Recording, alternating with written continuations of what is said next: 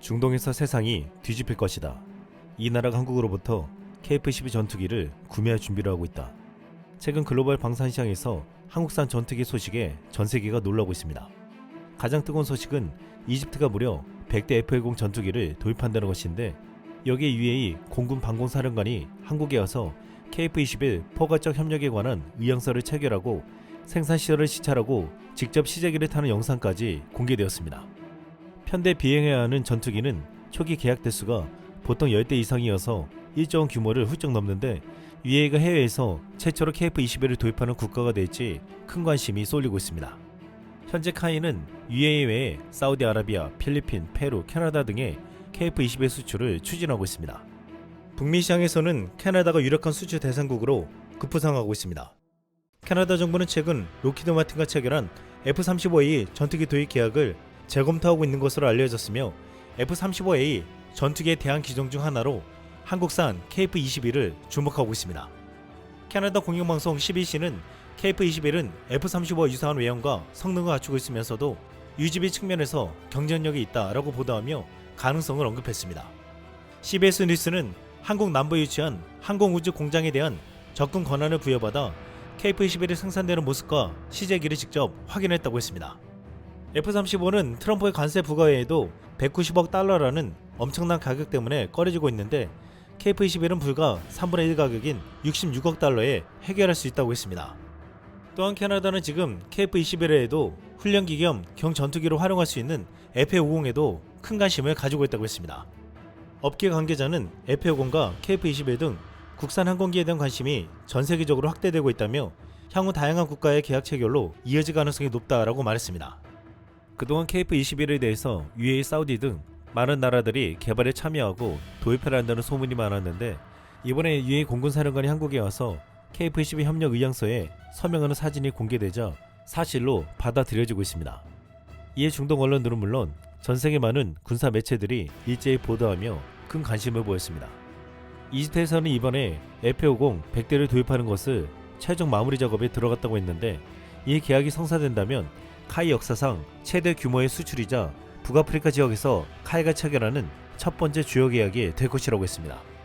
아프리카에서 가장 강력하고 아랍 국가 중에서도 독보적으로 강한 군사력을 가졌다고 평가받는 이집트는 한국에서 유해 공군사령관이 와서 협정을 맺고 직접 시제기를 타보는 것에 대해 놀란 분위기입니다. 모하마드 칼레드가 운영하는 43명 구독자를 가진 이집트의 한 군사 채널은 F-50에 대해 집중 분석하며 최근 UAE의 KF-21 도입에 대해서 큰 관심을 나타냈습니다. 여기서 의미심장한 분석을 하며 주목받았습니다.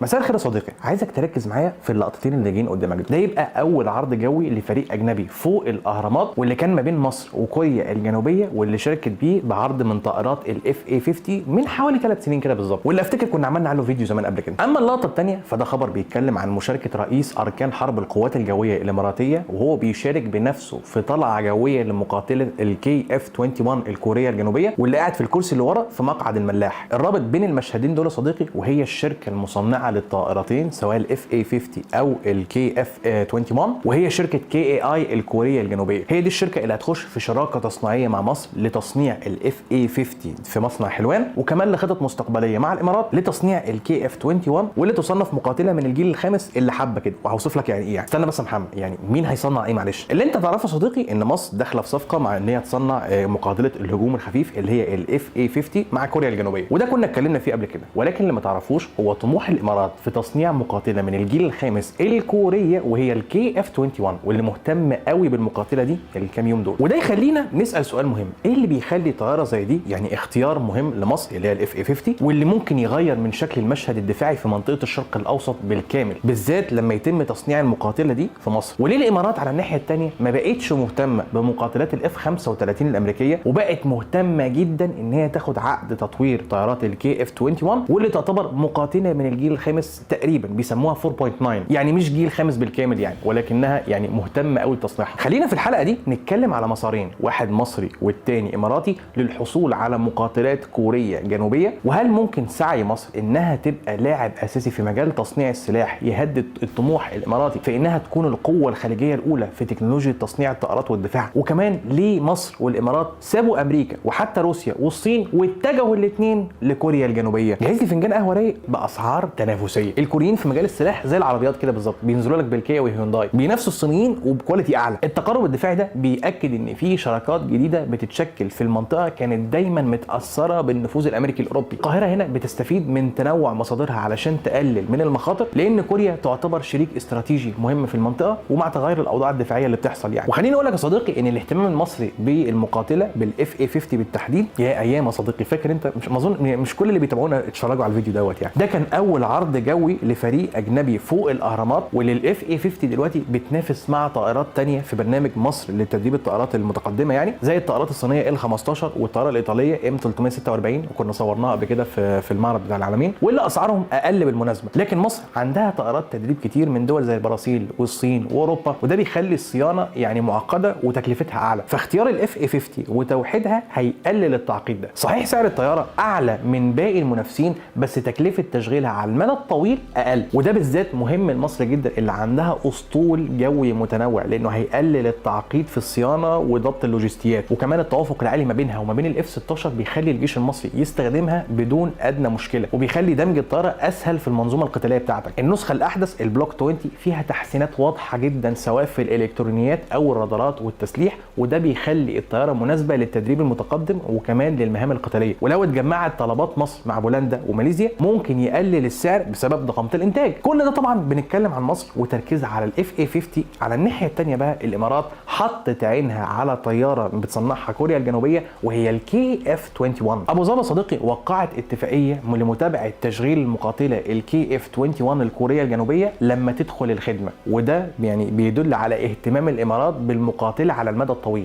يعني ايه يعني مع محمد الاتفاقيه دي؟ بمعنى اصح المقاتله دي لسه ما دخلتش الخدمه. الاتفاقيه او التوقيع اللي عملته الامارات مع كوريا الجنوبيه هدفه ان الاماراتيين يركزوا اكتر مع المقاتله دي ويتابعوا الاداء بتاعها واحده بواحده بشكل ادق. الاتفاقيه دي هتتيح للقوات الجويه الاماراتيه متابعه التدريبات الجويه اللي بتشارك فيها المقاتله الكي اف 21، واللي هي مقاتله متعدده المهام تم تصنيعها في كوريا الجنوبيه ولسه في مراحل الاختبار. وزي ما قلت لك هي ما تصنفش مقاتله من الجيل الخامس، هي تصنف 4.9 مقاتله الا ربع كده. الاتفاقيه دي هتسمح للمسؤولين الاماراتيين بالوصول لوحدات القوات الجويه الكوريه الجنوبيه واللي هتشغل الطياره لما تدخل الخدمه الفعليه. ورغم ان المقاتله اللي هي الكي اف 21 لسه ما دخلتش الخدمه، الا انها عملت اكتر من 250 طلعه تجريبيه باستخدام 6 نماذج اوليه. والكي اف 21 تصنف كطياره حديثه متقدمه بتدمج ما بين تكنولوجيات الجيل الرابع والخامس، واللي طورتها شركه كي اي اي بالتعاون مع لوكهيد مارتن برضه. واللي بيميزها عن غيرها انها اكتر شبحيه من طائرات الجيل الرابع، وفي نفس الوقت هي مش جيل خامس، ومزوده برضه برادار الاي اي اس اي. وسعرها بقى المفاجاه بيوصل ل 65 مليون دولار بس، يعني ده ارخص بكتير من الاف 35، بل يكاد يكون ارخص من رافال نفسها. انت متخيل؟ لا بقول لك الكوريين بينافسوا جامد زيهم زي الالنتر كده. المفروض هيتم البدء في الانتاج الاولي المحدود في 2026، والانتاج الكامل هيبدا في 2028، ومريح بالنسبه للامارات لانها عايزه تبني منظومه دفاعيه مستقله. ونجاح مصر في صفقه الاف اي 50 خاصه في نقل التكنولوجيا بيشجع الامارات انها تمشي في نفس السكه وتوثق شراكتها اكتر مع كوريا. الامارات شايفه كوريا الجنوبيه شريك موثوق فيه جدا، خصوصا في الوقت اللي بقى فيه تعامل مع موردي سلاح من الغرب وروسيا في توتر ومخاوف يعني. صفقه مصر في تطوير الاف اي 50 وطموح الامارات في تطوير الكي اف 21 بيقوي دور كوريا الجنوبيه كمصدر بديل ومهم للاسلحه في منطقه حساسه زي الشرق الاوسط، وده متماشي مع سياسه الامارات اللي بتحاول تنوع علاقتها وشراكاتها في كل المجالات. وده بان بشكل واضح لما الامارات اعلنت انها هتستثمر 30 مليار دولار مع كوريا الجنوبيه يعني في 2023، وكان الدفاع كان الجزء الاساسي من الخطه دي. 이번에 이집트가 도입하는 F-50 전투기 100대는 중국 훈련기를 대체하게 되고, 위해가 KF-21을 도입하면서 위해를 유혹했던 중국산 5세대 전투기는 자연 탈락하게 될 것으로 보이고 있습니다.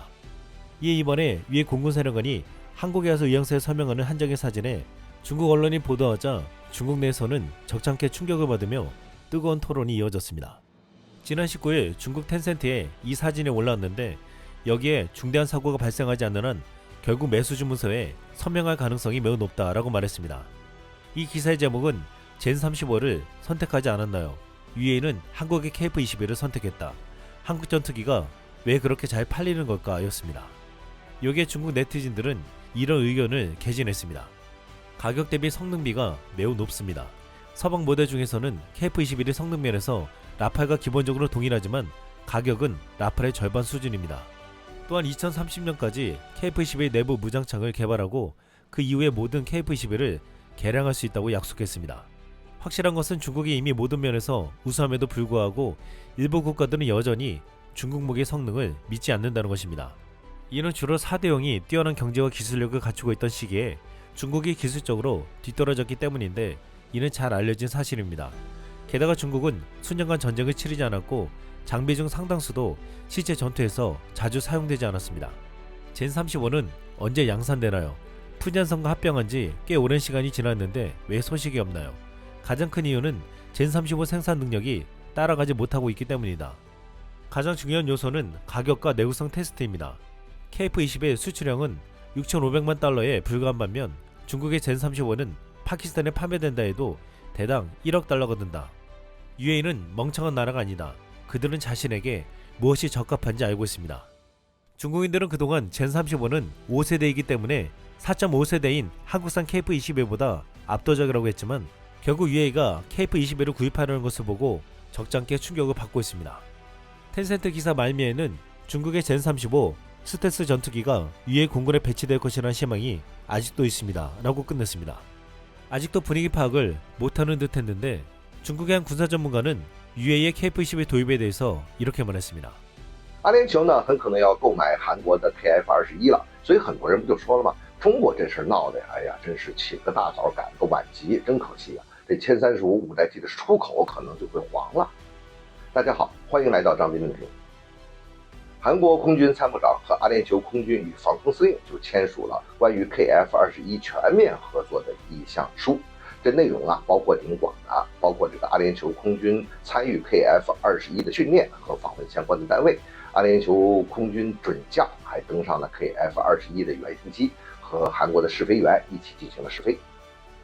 韩国方面啊，当然非常高兴了，称之为韩国战机出口的一个重大的事件。所以咱们客观上来说啊，双方能够签订这种合作意向书，那么最终把它变成军购的可能性，那真的是非常大的。此前呢，千石 C1啊在埃及就输给了韩国的 FA50，但是骁龙3呢却在乌兹别克斯坦打败了韩国的 FA50。中韩呢在国际军机上的竞争可以说是相当的激烈。客观上说，这些年啊，韩国军贸发展很快，毕竟它也是一个工业强国嘛，它的军品的竞争力也是大增。咱们就以这 KF-21研制为例，你看它的进度是非常的快。韩国这边呢，那是一再强调 KF-21那就是五代机，你别否认它就是五代机。其实它本质上呢，它还是一个4代加加，或者说叫它4代半加，生产进度也比 KF-21快很多了。你毕竟这 KF-21还没有到可以装备的程度呢嘛。而且阿联酋呢也对1035呢有浓厚的兴趣，据称啊，至今还和我们保持接触。可是为什么阿联酋最终还是选择了 KF-21呢？首先呢，这事儿啊未必就是最终。沙特和阿联酋啊一直想要5代机 F-35，但是美国它就是不给，它怎么可能允许这个沙特和阿联酋在制空上能够压制住以色列呢？第二呢，中国的1035生产进度啊，它未必能够满足阿联酋的需要。1035现在的生产压力那是大了，空军要尽快的大量装备嘛，海军舰载型那也是很迫切，所以在很长的一段时间之内呢，可能满足不了出口。第三啊，沙特和阿联酋战机进入5代机，这是一个必然的趋势。但是为了保护以色列，美国就是不给他们 F-35。阿联酋那边买咱们的 L-15这种高级教练机啊，那也就算了。如果说他通过购买中国的5代机进入5代机的时代，那这个政治倾向那就太明显。沙特和阿联酋目前啊未必敢这么做。当然了，我们也要客观的承认，韩国的军工水平和能力那也是摆在那儿的。如果美国真的不给阿联酋那边五代机的话，中国又暂时提供不了，那么阿联酋呢，最终会购买4代加加的 KF-21，这个可能性还真的是非常大的。 중국에서는 미국산 무기에 비해 중국은 전쟁을 하지 않아서 중국산 무기는 실전 경험이 없다고 했는데 여기에 KF-21에도 실전 경험이 없지 않냐고 묻는 이가 있었습니다. KF-21은 이제 양산이 시작되어 실전 경험이 없는 것이 사실인데 이번에 KF-21을 UAE 공군사령관이 시승하는 영상을 보고 한 국내 네티즌은 이렇게 말했습니다. 실전 대신 각국의 장성들이 광고를 해주시는구나. 좋은 결과 바랍니다. 이상 쓸망이었습니다.